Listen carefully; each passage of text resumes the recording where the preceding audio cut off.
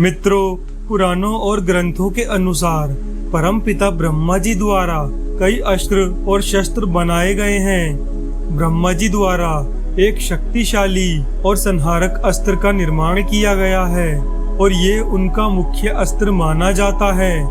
इस अस्त्र का नाम है ब्रह्मास्त्र। यह एक दिव्य अस्त्र है। एक बार इसे किसी प्रतिद्वंदी पर चलाया जाता है तो उसके साथ साथ विश्व के एक बड़े भाग का विनाश हो जाता है। यदि एक बार ब्रह्मास्त्र को शत्रु के खेमे पर छोड़ा जाए तो न केवल यह उस खेमे को नष्ट करता है बल्कि उस पूरे क्षेत्र में 12 वर्षों से भी अधिक समय के लिए अकाल पड़ता है। मित्रों, ब्रह्मास्त्र को अब तक का सबसे शक्तिशाली अस्त्र माना जाता है।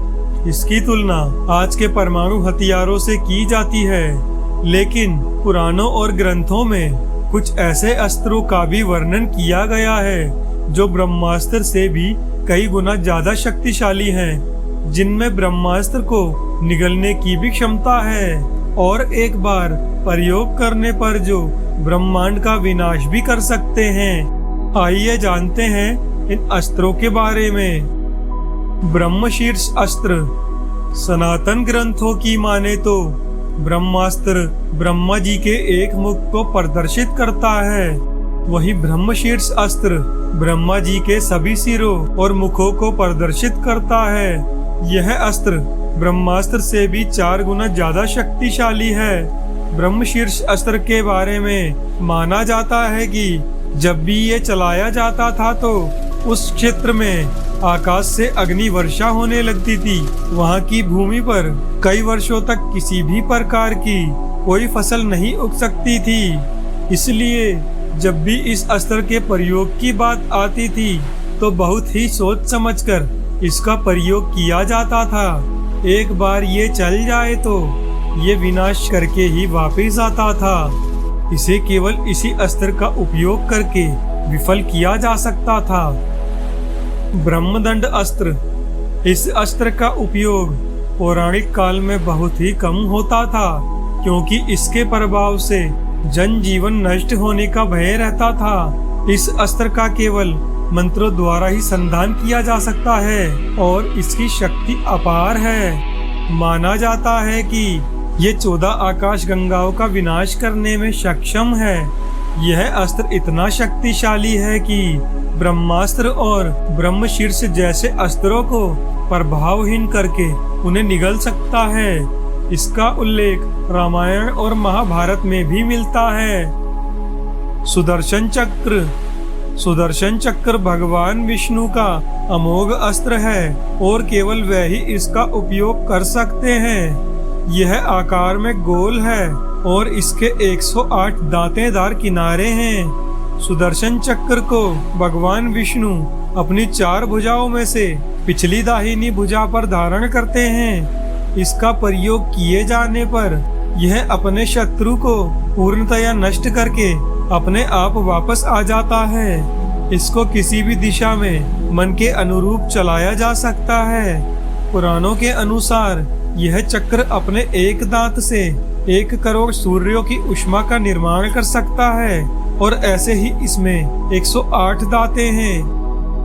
पाशुपतास्त्र। पुराणों में पाशुपतास्त्र का वर्णन है जो अत्यंत विध्वंसक है और जिसके प्रहार से बचना अत्यंत कठिन है। यह अस्त्र शिव, काली और आदि शक्ति का हथियार है, जिसे मन से, आँख से, शब्द से या धनुष से छोड़ा जा सकता है। इस अस्त्र को अपने से कम बलशाली पर नहीं छोड़ा जाना चाहिए। पाशुपतास्त्र संपूर्ण सृष्टि का विनाश करने में सक्षम है। यह भगवान पशुपतिनाथ का अस्त्र है। उन्होंने इसे सृष्टि से पहले घोर तप करके आदि शक्ति से प्राप्त किया था। इस अस्त्र से किया गया विनाश दोबारा ठीक नहीं किया जा सकता। इस अस्त्र का उल्लेख रामायण और महाभारत में मिलता है। महाभारत में केवल अर्जुन और रामायण में केवल इंद्रजीत के पास ही यह अस्त्र था। पाशुपतास्त्र को इन दोनों ने भगवान शिव की आराधना से प्राप्त किया था। नारायणास्त्र। नारायणास्त्र भगवान विष्णु के नारायण रूप में उनका निजी अस्त्र है। यह बहुत ही अधिक शक्तिशाली और विध्वंसक है। यह अस्त्र उपयोग करने पर एक साथ लाखों आग के गोलों की बौछार करता है और यदि कोई इसका प्रतिरोध करता है तो वृद्धि के साथ बौछारों की तीव्रता बढ़ जाती है। नारायणास्त्र से रक्षा का केवल एकमात्र उपाय इसके आगे आत्मसमर्पण है। यह 6 मंत्र मुक्त अस्त्रों में से एक है जिसका विरोध नहीं किया जा सकता है। इस अस्त्र का उपयोग युद्ध में केवल एक बार किया जा सकता है और यदि कोई इसे 2 बार उपयोग करने का प्रयास करता है तो यह उपयोग करने वाले की अपनी ही सेना को नष्ट कर देता है। महाभारत के युद्ध में इस नारायणास्त्र का उपयोग अश्वत्थामा ने पांडवों को नष्ट करने के लिए किया था। जब इसका उपयोग किया गया तो पांडवों को नष्ट करने के लिए 11 रुद्र आकाश में प्रकट हुए। उन्होंने क्रोध के साथ लाखों हथियार उन्हें मारने के लिए प्रकट किए। जिसने भी उन्हें रोकने का प्रयास किया उन्होंने उन्हें नष्ट कर दिया। तब श्री कृष्ण जो नारायणास्त्र को रोकना जानते थे उन्होंने पांडवों और उनकी सेना को तुरंत अपने हाथों से सभी हथियार छोड़ने और भगवान नारायण के महान अस्त्र के आगे आत्मसमर्पण करने का परामर्श दिया।